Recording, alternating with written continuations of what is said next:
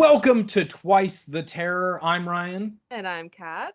And we are your hosts. That's right. Twice the hosts, twice the terror, twice a month. We're going to talk about all things spooky, paranormal, and horror related as per usual. And Kat, this is our season 2 opener, which is very cool. I'm excited. I'm so excited because we are joined today by one of my very, very good friends, Iggy. Say hi, Iggy. Hi. Yeah, He's a good friend. Iggy's gonna be joining us. We got a really cool topic. What are we talking about today, Kat? Well, since it's Black History Month, we wanted to talk about Black presence in horror and art in general, as well as media. And Iggy, we wanted you to talk about, your experience, what influences you in this subject, and what got your interest in this type of subject material. Absolutely. So, Iggy, do you want to introduce yourself? Kind of talk about your background, your history. Whatever you want to do. It's pretty free form, so go for it. Hi, I'm Iggy. I actually do art. My background is in doing like traditional art and also doing some digital art. Went to college for art, but lately I've really been exploring art that I make based off of being schizophrenic. Because I am schizophrenic, and being schizophrenic for some people is honestly really terrifying. And I like to kind of bring that horror, bring that terror to art and have people view it so they kind of have a better understanding of me. Besides that, I've always been a horror buff ever since I was in like elementary school. I've just been really into the macabre and into the spooky, and you can see some of my spooky work under Zaza Jinx on Instagram and on Facebook, and you can also see some of my not so spooky stuff on my socials as Vinisaurus Rex. That's on Instagram, and I'm also on YouTube. I need to upload, but hey, I'll get there. That's all of us. Hi, and this is my dog. Aw. Hi, babe. So Iggy, do you sell any of your artwork or anything like that? I do. Right now, my Etsy is currently closed, but I normally have my Etsy open under Zaza Jinx. I'm so sorry. We're being You're okay. photobombed by a corgi right now. Yeah, For those anybody of who's you just who listening to it for audio, you're missing out on an adorable puppers. he's a Pembroke Welsh corgi and he's precious. Yes, she's my baby girl. But yeah, hi, Widow. Okay, hi, Widow. I love you. I love you. I'm so sorry. You're okay. Yeah. Technical difficulties. Some technical corgi difficulties. Hi, Widdle. Okay, I need you to stop. I'm on a podcast. I'm on a podcast. You're on a podcast too now. Oh. I usually sell my work under Zaza Jinx on Etsy. But if you're interested in finding me on Facebook, it's just my regular Facebook, Icarus Haven. So Iggy, you mentioned your art is heavily influenced by schizophrenia, and you were showing us some of your art as well. You also do some makeup art too, like makeup artistry. And how have you kind of incorporated horror, or how has horror inspired your makeup work? My makeup work is heavily inspired by scary clowns. There's a really specific defining moment in my childhood where I went to a friend's birthday party at Fright Night at Kennywood, which is a local theme park here in Pittsburgh. And my godmother had taken me, and she forced me to go through this trail of terror. And the trail of terror was absolutely horrifying for a 7-year-old because I wasn't even supposed to be in the park, might I add. Fright Nights is like 13 and up. So we go through the trail of terror, and it's all these things about dead presidents and electric chairs, and I'm crying the whole way through. But at the end, when we finally get out, I see a scary clown with sharp teeth and this terrifying makeup, and I start busting out laughing. And my godmother was like, "So you're not scared of the clown, but you're afraid of historical figures. I don't get it." Yeah. And ever since then, I've just wanted to be a scary clown. So you'll see me dressed up in a bunch of different like special effects makeup on my social media, just doing scary clown stuff. That's awesome. I love it. I mean, I'm on your side. If I saw Woodrow Wilson in the dark, I would be scared too. I'm not. Or President Taft, or any of, they're just terrifying. So obviously clowns don't freak you out or anything like that. Cool. But what were some of the movies that stood out to you as a kid, or any even stories, like books that you read that really stood out to you that you're like, this is terrifying, but now I'm obsessed with it.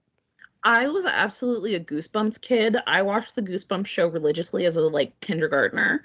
And it would come on every day after I would come home from school, and I would see the little dog because I had this scary golden retriever that was on the porch and his eyes changed yellow or green. And I knew like something you're in for a scare. And I was just like, yeah, I'm here for this. I want this. Not only that, but there was another book, I think it was called Scary Stories to Tell in the Dark. That was like an anthology of a bunch of like really terrifying stories. And I was just absolutely hooked on books like that. And it was honestly my favorite. Did you ever feel, and stop me at any point, but Mhm. did you ever feel like you wish that there was more Black representation in horror, or did you often feel like the representation you did get was either forced or poorly done? I absolutely did feel like a lot of the representation that I had growing up as a kid was forced or poorly done because there's this trope in horror that the Black person always dies first. Yeah. And I find that really frustrating because I understand part of the reason why it works is because Black people just generally don't end up in scary situations. Like, they're not going to go investigate that noise. They're not going to You're stay not in the wrong. haunted house. We're not going to go walking through the forest with just a video camera and a flashlight. But to see Black people die over and over and over again Yeah. in movies, especially first, it gets really frustrating. Mm. Um, and the Black horror movies that I can recall seeing as a kid weren't necessarily just horror movies, they were horror comedies, like the Scary Movies by the Yeah. Wayans brothers. Mm. I love the Wayans brothers. Or even like even older than that, you had Candyman, and I feel like Candyman is like Yes. such a huge part of every like Black kid and alternative culture. Such a big part To of this, their memory. to this day, I still want to actually say the Candy man. I have to spell it out. Well, and that's the thing about that movie that's so fantastic is you had this like this amazing, well-rounded, tragic character who's also the villain of the movie, and it's just like it's such a fantastic just that movie is just so beautifully done, and I just don't think it gets the credit it deserves. And it's unfortunate that we didn't get a good follow-up until this recent one that was also called Candyman from a few years ago. You know, Yeah, the other the two Nia sequels are just DaCosta. yeah, the other two sequels are just they're meh. And even Tony Todd, who plays Candyman, I think agrees that they're okay. They're Yeah. missing kind of what makes that first movie and this new one so special. And this new one in particular definitely delved into a lot more, fascinating topics in terms of like approaching it through the eyes of a Black filmmaker and like characters who are, because as much as Candyman is amazing, Helen is still a white character. We're Mhm. kind of we get amazing stuff in that movie because it does deal with these kind of like communities being forgotten and everything like that. Gentrification Yeah, and and all that stuff in that movie, but we are still watching it through Helen's eyes to some degree. So the great thing about the new one is that we get characters who are, different nationalities, of course, but our main character is Black and he's this artist. And like, I loved the approach that movie took to just kind of the culture and what was important to Candyman, I think. I think by highlighting the background of gentrification as well as Hmm. like white flight, I think that was something that they kind of not really danced over in the original Candyman, but I really like that Nia really sunk her teeth into it Yeah. this time. Uh, Now, as far as like the more recent films, like the Jordan Peele films that are coming out, those have obviously been really incredible and have gotten a lot of great reviews and have become like staples of horror. I feel like now modern horror. I think Get Out is really an integral movie for people to see because not only does it capture the essence of horror, but it captures the essence of the terrifying experience it is to be Black in America. Mm. As well as like the white obsession with Black identity, about black Yes. Yes. how Black people are criticized and often demeaned for their own culture, but white people so desperately want to be a part of it because in their eyes it's like it's cool. It's kind of like It's the same thing with like slang and lingo, where, suddenly slay goes from being a common, AAV term or a common word in the LGBTQ community. But as soon as a white person uses it in a laundry detergent commercial, it's fucking dead. Like, we just want to take everything. We just want Yes. all the shit. A prime example of that is the use of how white people are using gat as a word when gat doesn't. It's a reaction. It's a reaction to something. It's short for goddamn, and it's not just she got that gat. Like that's not what that means. Gat is supposed to be like, God damn, that booty big. Like, yeah. Exactly.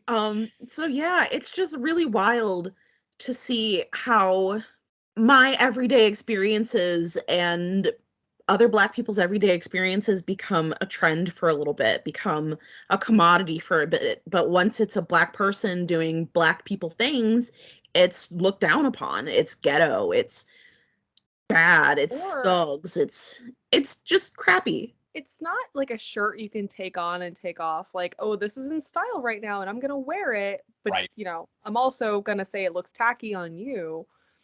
Because I'm Black all the time. It doesn't change. It doesn't stop.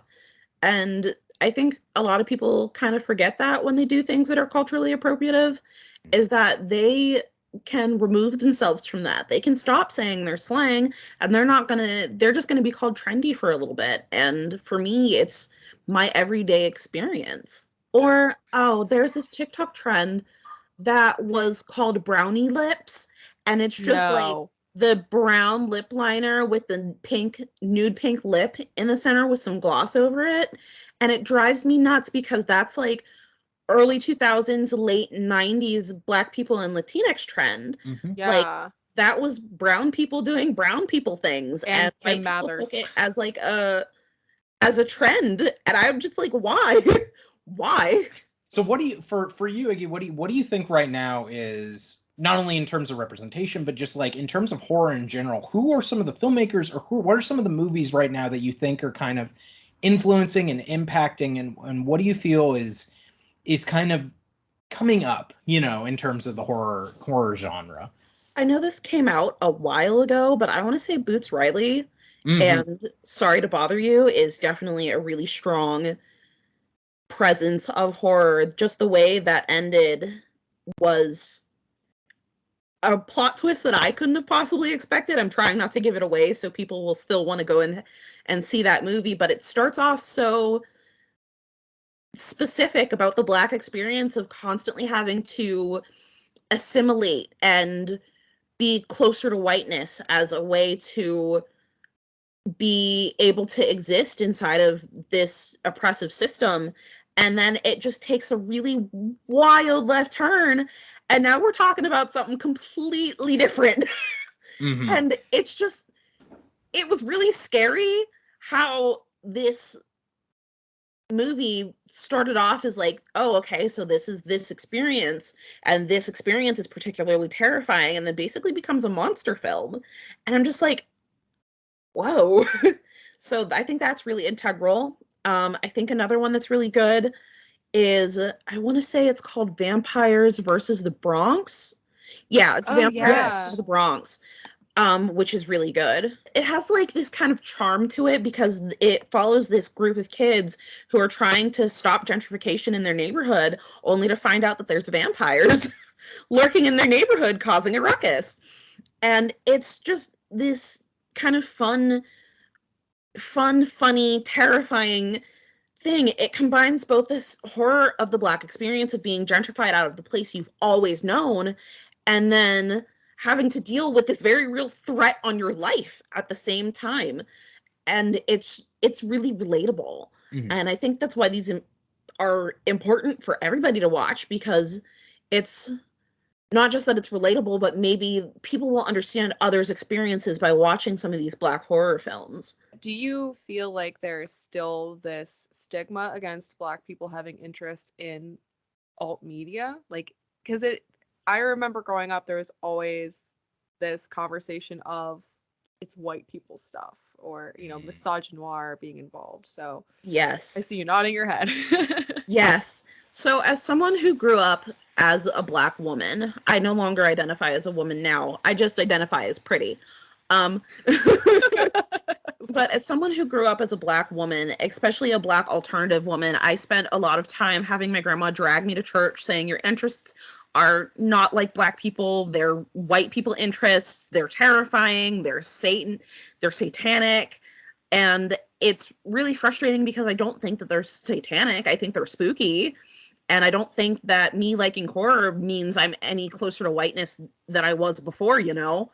I think that being alternative is just being alternative. I think it's a counter movement that has always been spearheaded by people of color, especially Black people. Anything else that you wanted to specifically talk about, Iggy? Like any advice or any encouragement, any projects that you're working on or things you're looking forward to? I'm currently looking forward to working on some animations that are a little horror-esque, a little fun and flirty, something spooky and spicy at the same time, if you will. Um, I like your and sci-fi work too, because you also do a lot of stuff in sci-fi, and I love that. thank you. I'm also looking forward to trying to like do more work based off of the things that I see because I'm schizophrenic. I have, I want to say 2 or 3 finished pieces. I also have a couple digital pieces that have like writing in them, and I think those are pretty solid. What else am I looking forward to? I'm looking forward to more Black creators creating more scary things. I'm I want to continue to encourage people who are Black to be alternative, to be spooky and scary if that's what they want to be.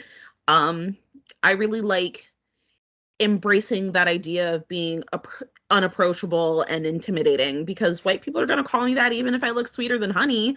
So why can't I just be spooky, scary, and goth or emo or punk or whatever? And yeah, just my advice to everyone out there is be yourself. I know that's easier said than done. Oh, hey, here's Cammy. I know that's easier said than done, but hey, it takes time, it takes practice. You'll get there. Cammy, could you not? But that is also Kamatha, I missed you so much. That is such like a punk rock message though, where it's like, do whatever the fuck you want, no one's gonna like you anyways. Which Yeah. not necessarily true. There are a lot of people who will like and love your art. You just have to learn how to tune out that like 1% of really loud assholes. Yes. Yeah. No, I think that's a beautiful, beautiful message, a beautiful way to look at it. Is just like, yeah, do as long as you know, do what you want, what makes you happy. As it's something we've said on this podcast. As long as you're not hurting anybody else, be yourself. Like, don't hurt anybody, but live the life you want to live, and don't be an asshole. Like, it's not hard, people. Just don't be Exactly. an asshole. You know. So, well, that is such a cool that's such a cool message, and thank you, Iggy, for being on this episode. It was so fun talking to you, and this was so cool. And again, check out all of Iggy's work. We'll have all the links to their artwork on in below in the show notes. Iggy, you know Yeah. what, why don't you close us out for this episode? All right then. Well, good night, viewers, to all a good fright, and until next time. Until next time, Bye. everyone. Bye-bye. Bye.